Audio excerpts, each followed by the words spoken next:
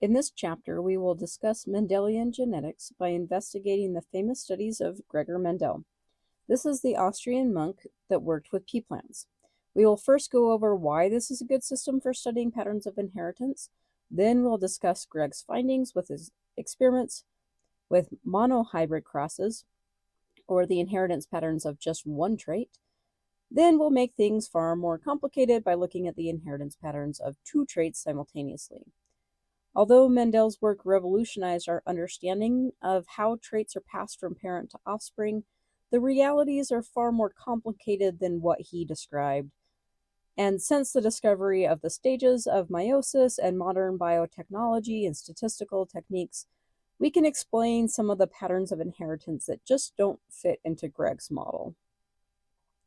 Of course, humans have known for a long time that the traits of kids tend to be similar to the traits of their parents.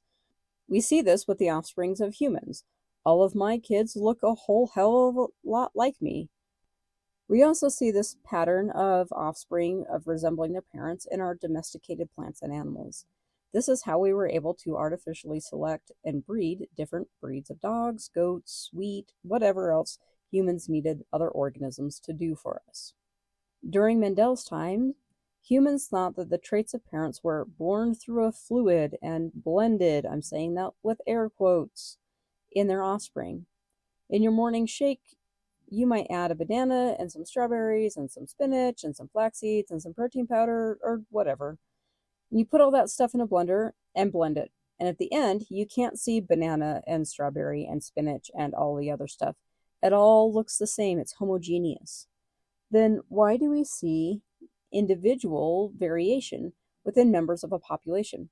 You look like you, and I look like me. We might have some features in common, but we're also distinct. We can see that this blending model is insufficient to explain our real-life observations. So we need a different and new explanation. With modern technology, we understand particulate inheritance, which means that the reason that offspring look like their parents is because of particles, actual physical stuff that carry the instructions of how to build a body. We've already described the genes as a sequence of DNA that carries information on how to build a protein. And we know that DNA is passed from parent to offspring during sexual reproduction via gametes. And remember, those are sex cells like eggs and sperm. Gregor Mendel, our Austrian monk, is an important person in understanding of how the patterns of traits are passed from parent to offspring.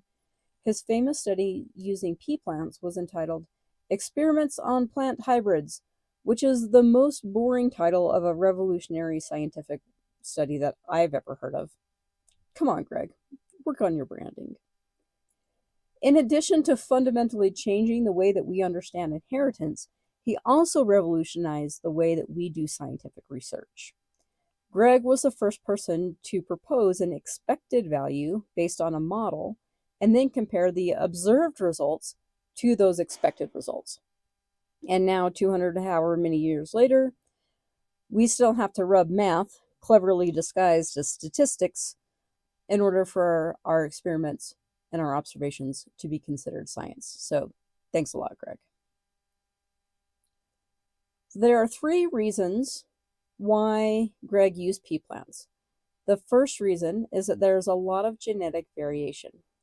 There were 7 traits that he used in his experiments: flower color, white or purple, flower location, terminal or axial, seed color, green or yellow, seed shape, smooth or wrinkled, pod color, green or yellow, pod shape, smooth or constricted, and plant height, tall or short. And all of these traits bred true. He was able to obtain inbred lineages of seeds where the traits that he was interested in bred true. And that means that if the parents had purple flowers, they would always produce offspring that would also have purple flowers. In a different lineage, you would have parents that would have white flowers, and they would always produce offspring that only ever had white flowers. And this was true for all 7 traits that Mendel used in his study.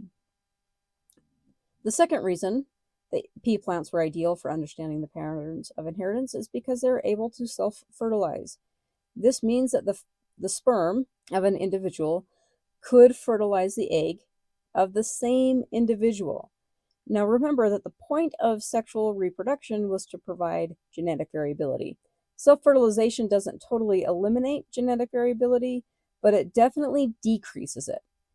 Therefore, most plants cannot self-fertilize. But pea plants are one of those few that can do self-fertilization. And this is kind of a control treatment. And we know that control treatments are vital to scientific research. And the third reason that pea plants are good as a model organism is because they're going to readily hybridize via outcrossing.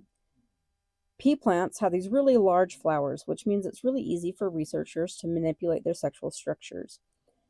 Gregor Mendel, and people are still doing this, people that I know at NAU, still do this kind of work, can remove the anthers of one flower, say this white flower, and move the pollen that carries those sperm cells to the stigma, or the lady parts of this purple flower, so that the sperm of the white flower can fertilize the egg of the purple flower. Additionally, the anthers of the purple flower are removed to prevent self-fertilization. Conveniently, in pea plants, the female parts of the flower mature before the male parts do, so this works out well.